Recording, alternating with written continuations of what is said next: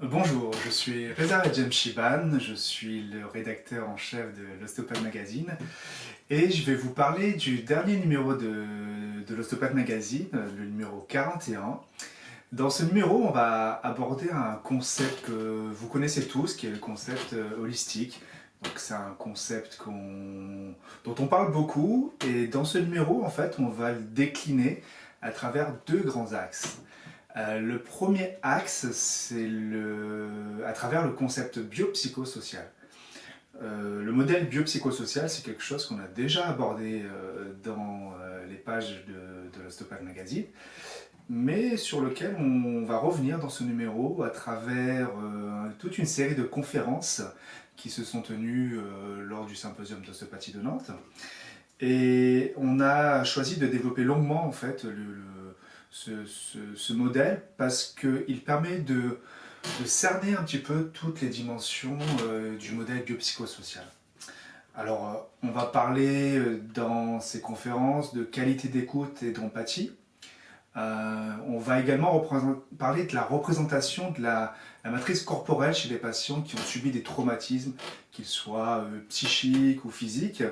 On se rend compte qu'en effet, il est important de prendre en charge ces personnes en ayant conscience que leur matrice corporelle peut être modifiée à travers certains événements.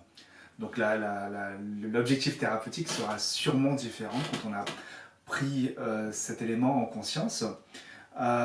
Ensuite, à travers le modèle biopsychosocial, on prend vraiment conscience de l'importance d'intégrer le patient dans les traitements et de surtout lui prendre en importance son accord dans un traitement. Souvent, les praticiens font leur déroulé thérapeutique, mais avoir conscience que c'est tout aussi important de donner un bon soin que de laisser au patient la possibilité d'accepter et d'être d'accord avec un soin, on se rend compte, et c'est prouvé scientifiquement, que ça augmente les résultats thérapeutiques.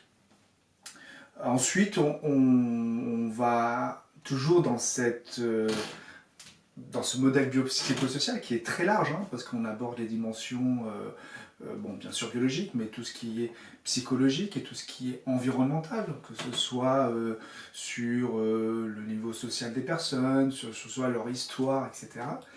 Tout ça, en fait, ça nous fait prendre conscience aussi que la perception de la douleur, elle est très variable d'un patient à l'autre. Et ce qu'il est très important pour un thérapeute, c'est d'être capable d'évaluer cette douleur. Donc voilà, on aborde ce thème-là. Et in fine, il y a également une conférence qui nous pointe du doigt quelque chose de très intéressant, c'est que 2 siècles plus tard, on se rend compte que ce concept BPS biopsychosocial, il est en fait un des piliers fondateurs de l'ostéopathie. Donc voilà, finalement on redécouvre les mêmes choses, mais on les oublie peut-être avec le temps. Donc ça, pour nous, ça nous a paru très important de vous parler de ça, parce que à la fin, il faut vraiment considérer le patient comme un allié thérapeutique. C'est pas juste une personne que l'on soigne, c'est vraiment un collaborateur, c'est une équipe. Et voilà, ce reportage nous fait prendre conscience de tout ça. Et le deuxième axe de ce magazine qui permet d'aborder le concept holistique, c'est un peu plus surprenant, c'est une méthode qui s'appelle la gymnastique sensorielle. Alors cette méthode, elle a été créée par un thérapeute qui était kinésithérapeute, ostéopathe et qui est devenu fasciathérapeute et qui a créé une méthode qui porte son nom. Cet homme s'appelle Danny Bois et dans la continuité de ses travaux sur la fasciathérapie et la pédagogie psychoperceptive, il a créé une pratique qui s'appelle la gymnastique sensorielle.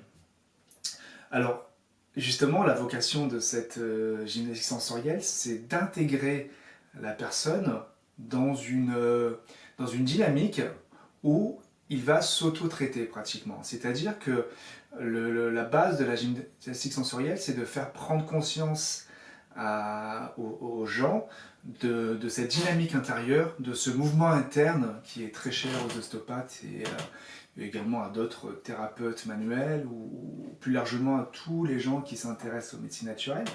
Donc c'est de faire prendre conscience que ce mouvement interne, ils peuvent le ressentir. Alors comment y arriver?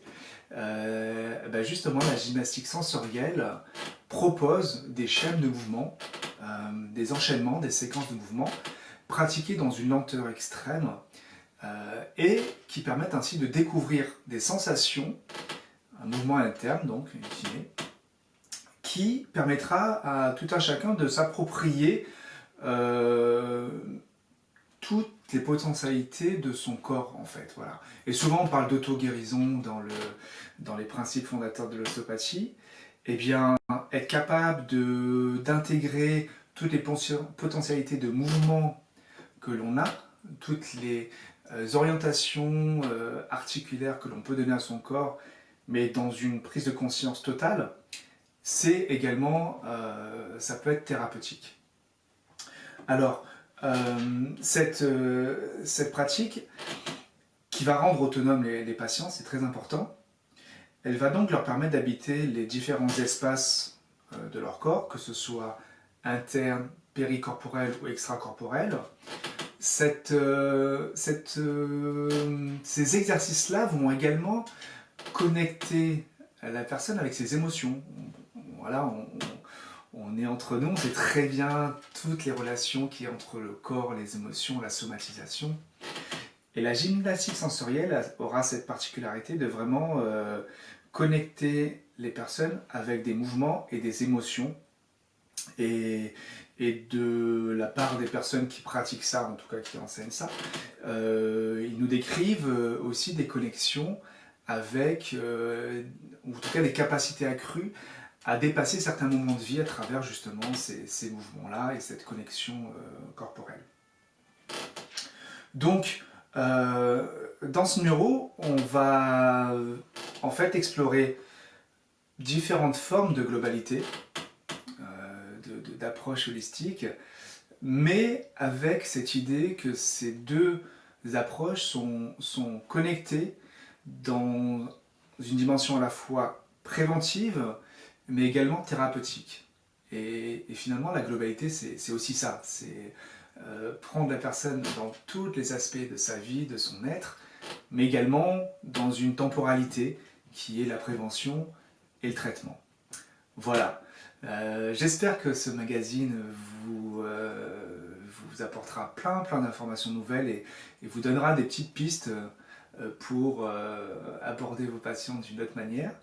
Et voilà, donc ces deux grands reportages sont à retrouver dans l'Ostéopathe Magazine numéro 41. Vous pouvez vous le procurer sur notre boutique, sur notre site internet ostéomate.fr. Et je vous souhaite une très bonne lecture et puis surtout un très bel été. À bientôt!